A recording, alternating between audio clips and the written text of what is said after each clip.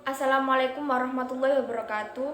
Saya Sabita Nora Fitria dari MIPA 4 Angkatan 19, nomor absen 35. Di sini, saya akan menjelaskan mengenai pengaruh pergaulan bebas, penyakit dan kelainan pada struktur dan fungsi organ yang menyebabkan gangguan sistem reproduksi manusia, serta teknologi terkait sistem reproduksi manusia. Dampak pergaulan bebas. Dampak pergaulan bebas yang pertama yaitu terkena virus HIV/AIDS. Virus HIV/AIDS bisa menular salah satunya melalui aktivitas seksual yang tidak sehat, melakukan hubungan seksual dengan berganti-ganti pasangan, serta tidak mengenakan pengaman bisa meningkatkan resiko penularan virus ini. HIV bisa menyerang seseorang dan merusak sistem kekebalan tubuh dengan cara menginfeksi dan menghancurkan sel SD4. Dampak pergaulan bebas yang kedua yaitu kehamilan remaja. Apabila terjadi kehamilan remaja, tentunya menjadi kehamilan resiko tinggi karena secara fisiologis dan psikologis remaja belum siap untuk hamil.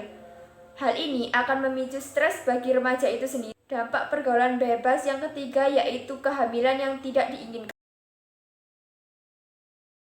Yang kedua yaitu kelainan dan penyakit menular pada sistem reproduksi. Yang pertama, herpes genital. Herpes kelamin atau herpes genital adalah penyakit menular seksual pada pria dan wanita yang menyebabkan luka melepuh di area kelamin. Namun, penderita herpes genital juga bisa tanpa gejala, karena herpes genital bisa tidak menimbulkan gejala. Banyak penderita yang tidak sadar bahwa dirinya terkena penyakit ini. Oleh karena itu, perilaku seksual yang aman perlu dilakukan untuk mencegah penularan penyakit yang disebabkan oleh virus herpes simplex HSV ini. Yang kedua yaitu HIV/AIDS. HIV adalah virus yang merusak sistem kekebalan tubuh dengan menginfeksi dan menghancurkan sel CD4. Semakin banyak sel CD4 yang dihancurkan, kekebalan tubuh akan semakin lemah sehingga rentan diserang berbagai penyakit. Yang ketiga yaitu sifilis. Sifilis adalah penyakit menular seksual yang disebabkan oleh bakteri Treponema pallidum. Sifilis juga dikenal dengan sebutan penyakit raja singa. Sifilis umumnya akan menunjukkan gejala awal berupa luka di kelamin, dubur, dan mulut. Sifilis dapat menyebabkan komplikasi sangat serius. Penyakit ini dapat merusak jantung, otak, kematian janin, dan bahkan menyebabkan kematian bagi penderitanya bila terlambat diobati.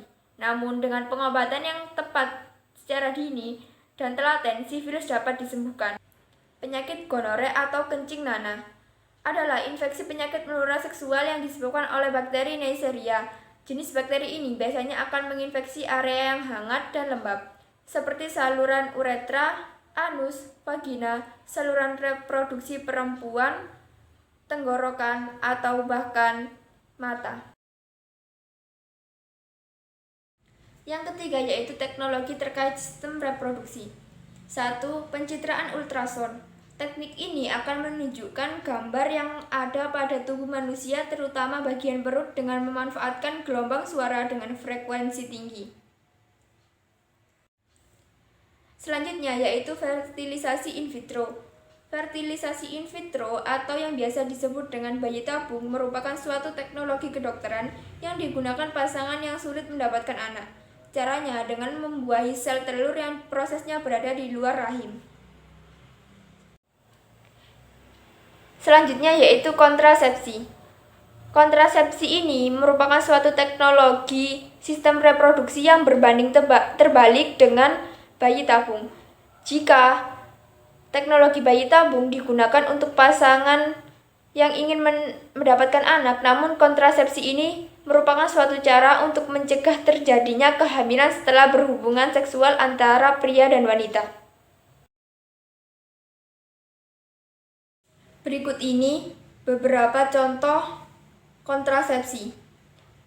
1. Kondom, 2. IUD, 3. pil KB, 4. suntik KB, dan tubektomi. Sekian penjelasan dari saya, kurang lebihnya mohon maaf. Terima kasih. Wassalamualaikum warahmatullahi wabarakatuh.